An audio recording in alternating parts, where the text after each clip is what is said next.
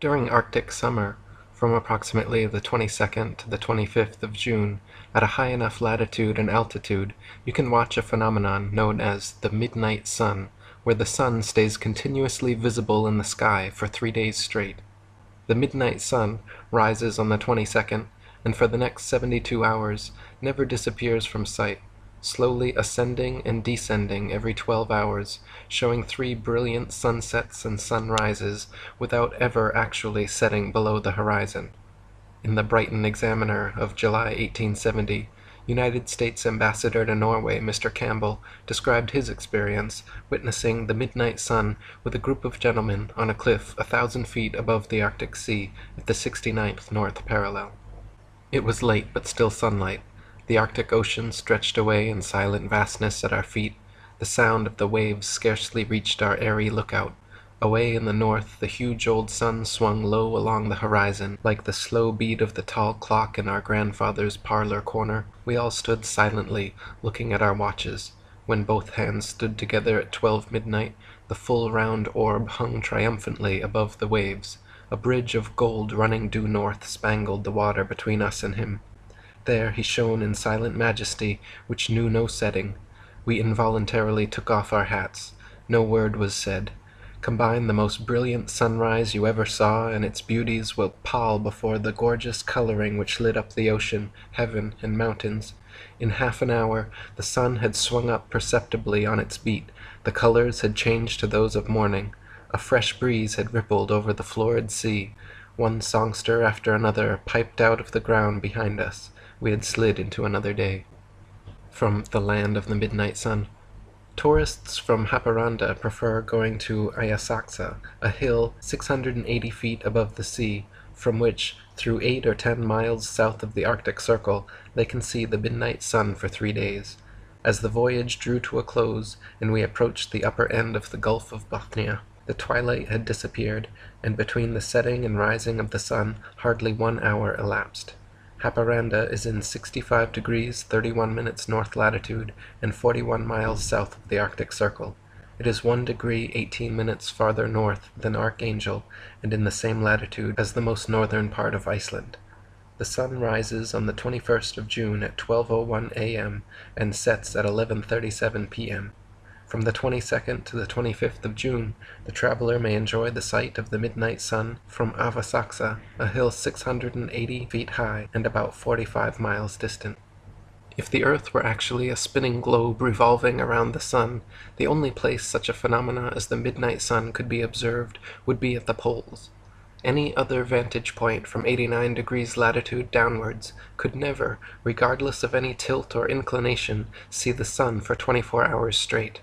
To see the sun for an entire revolution on a spinning globe at a point other than the poles, you would have to be looking through miles and miles of land and sea for part of the revolution. Anyone below the 89th parallel could never witness the sun for 72 hours, 3 whole revolutions, straight, because to do so would be to assume you are somehow seeing through the globe and to the sun on the other side.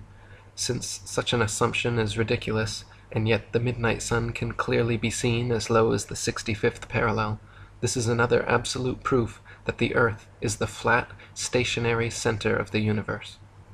Thomas Winship wrote, "If the Earth be a globe, at midnight the eye would have to penetrate thousands of miles of land and water, even at 65 degrees north latitude, in order to see the sun at midnight. That the sun can be seen for days together in the far north during the northern summer proves that there is something very seriously wrong with the globular hypothesis. Besides this, how is it that the midnight sun is never seen in the south during the southern summer? Cook penetrated as far south as 71 degrees, Weddell in 1893 reached as far as 74 degrees, and Sir James C. Ross in 1841 and 1842 reached the 78th parallel. But I am not aware that any of these navigators have left it on record that the sun was seen at midnight in the south." Heliocentrists also cannot explain why the midnight sun phenomena is not experienced anywhere in the southern hemisphere at any time of year. Quite to the contrary, it has been recorded by the Royal Belgian Geographical Society in Expedition Antarctique Belge that during the most severe part of the Antarctic winter, from 71 degrees south latitude onwards, the sun sets on May 17th and is not seen above the horizon again until July 21st.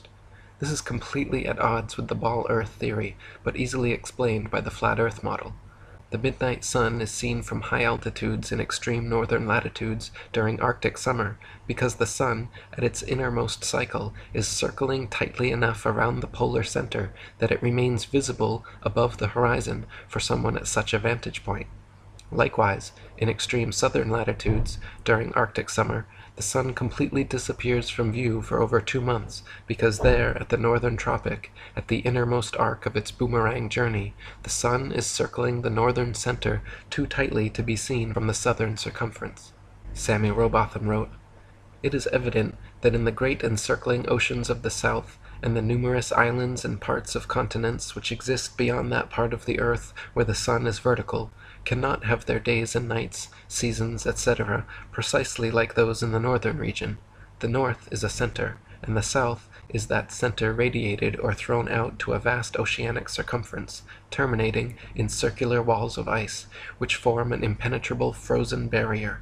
Hence, the phenomena referred to as existing in the north must be considerably modified in the south.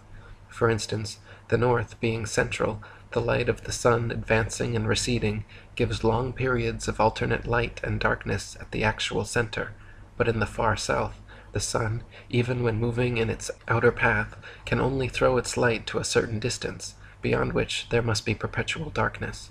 No evidence exists of there being long periods of light and darkness regularly alternating as in the north. In the north, in summertime, when the sun is moving in its inner path, the light shines continually for months together over the central region and rapidly develops numerous forms of animal and vegetable life."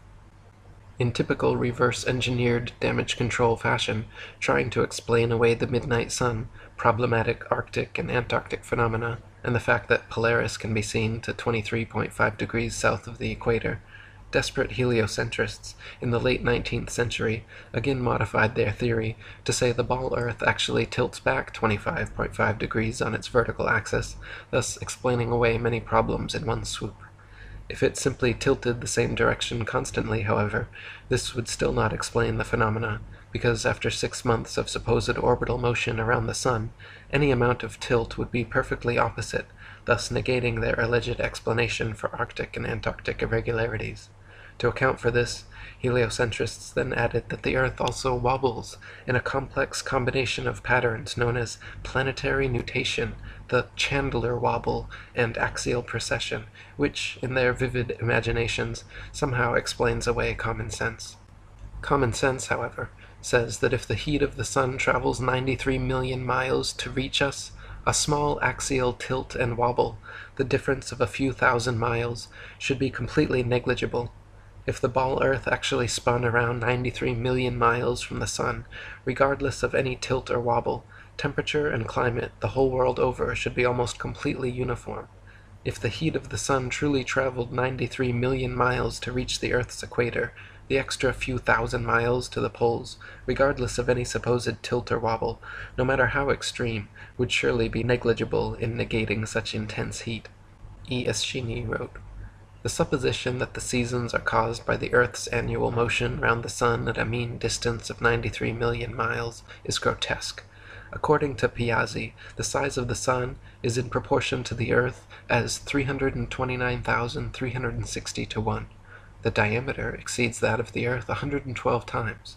The Earth appears, as Biot says, by this statement, a mere grain of sand as compared to the sun. This enormous expanse of light, focused on a rotating grain of sand, at the distance of 93 millions of miles, would cause the same season throughout it. The paltry few miles, in comparison, that separates London from Cape Town could never cause diverse seasons, neither would the distance from London to the Riviera justify the difference in the climate that characterizes the two places. Common sense also says if the Earth were actually a ball spinning daily with uniform speed around the sun, there should be exactly 12-hour days and 12-hour nights everywhere, all year round, regardless of any alleged tilt or inclination. Half the sphere would always be lit, and the other half not. The great variety and length of days and nights throughout the year all over Earth testifies to the fact we do not live on a spinning ball planet. There cannot exist phenomena such as this on a globe, nor the midnight sun, nor anything like Antarctic winter, where the sun is nowhere to be found for over 2 months per year.